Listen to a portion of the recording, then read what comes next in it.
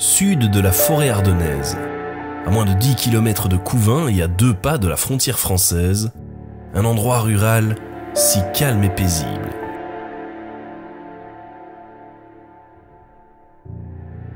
Pourtant, il fut un temps où il était au cœur d'une vaste opération militaire.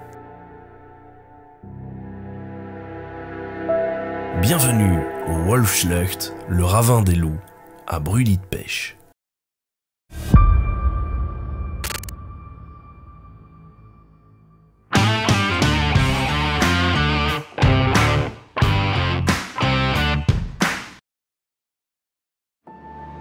Une fois n'est pas coutume, c'est dans le sud de la province de Namur que nous nous rendons.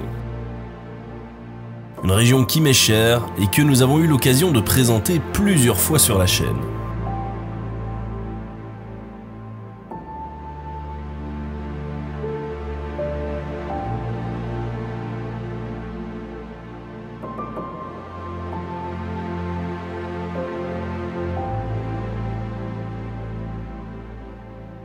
Un terrain de jeu parfait pour les motards, avec des routes agréables alliant des virolos, des paysages atypiques, mais surtout une multitude de lieux dignes d'intérêt.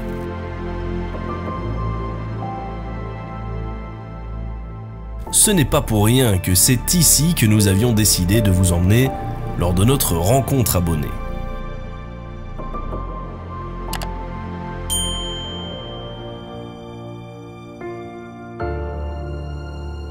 Mais si la totalité des vidéos qui lui sont dédiées présentent des moments de détente ou de gaieté, cette fois, c'est vers une des pages les plus sombres de notre histoire que nous nous rendons.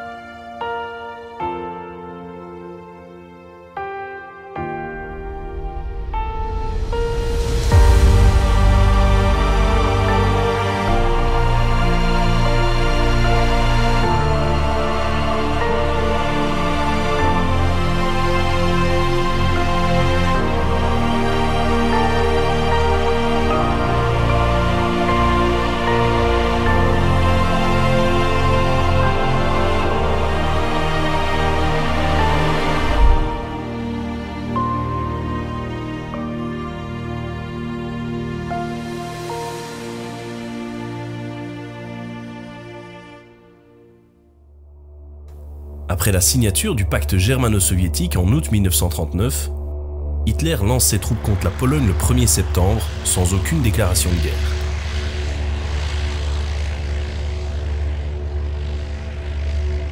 Cette invasion a pour conséquence l'entrée en conflit des Britanniques et des Français contre les Allemands. La Seconde Guerre mondiale a démarré.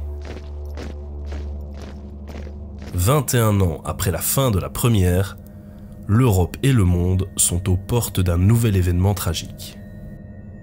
Tandis que les Polonais attendent en vain l'aide française, ces derniers ne se limitent qu'à lancer l'offensive de la Sarre sur le territoire du Troisième Reich avant de se replier derrière la ligne Maginot.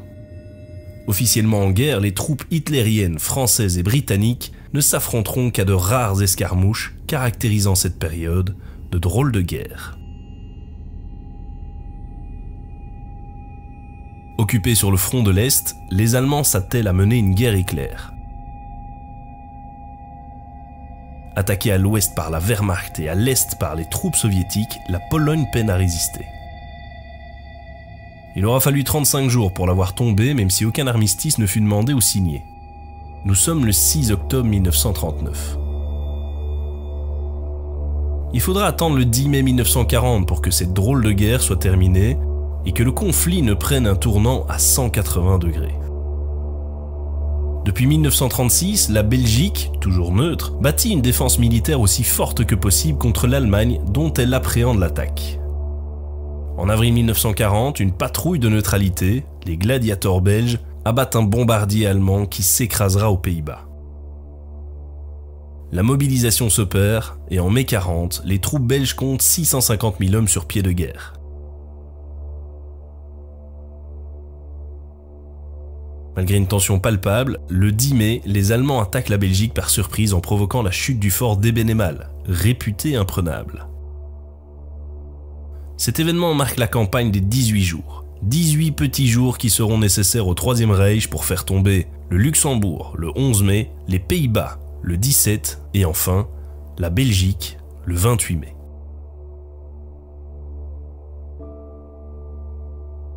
Le roi Léopold III capitule, le gouvernement prend la fuite, la Belgique est occupée. Pour Hitler, la prochaine victime sera la France.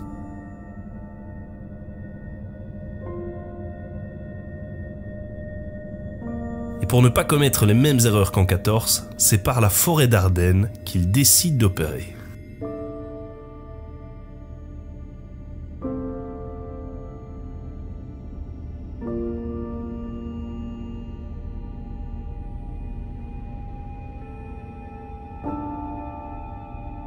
Après une analyse du terrain, le 22 mai, le site de Brûlis-de-Pêche est choisi pour installer le nouveau QG de l'armée allemande.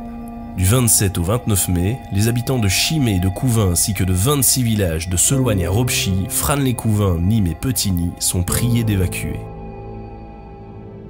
Le 6 juin, Adolf Hitler débarque à Brûlis où il commandera l'invasion de la France.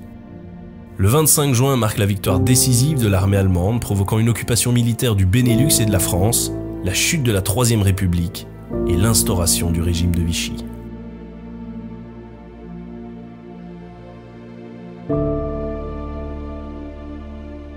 Il est possible de visiter le QG allemand de l'invasion de la France, mieux connu sous le nom de bunker d'Hitler.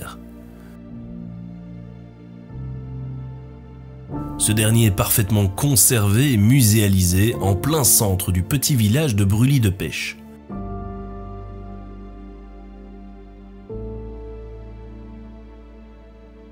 Sur place, le fameux bunker, de forme carrée de 7 mètres de côté sur 4 mètres de hauteur.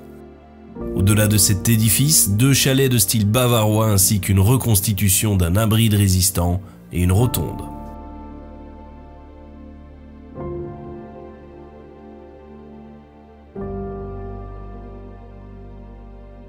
L'espace muséal nous replonge pendant la Seconde Guerre mondiale avec des objets d'époque et une remise en contexte tant sur le plan historique que géographique. Nous pensions avoir connu le pire en 14-18, mais ce n'était rien en rapport à ce que nous connaîtrons pendant cette période si sombre qu'est le deuxième conflit mondial.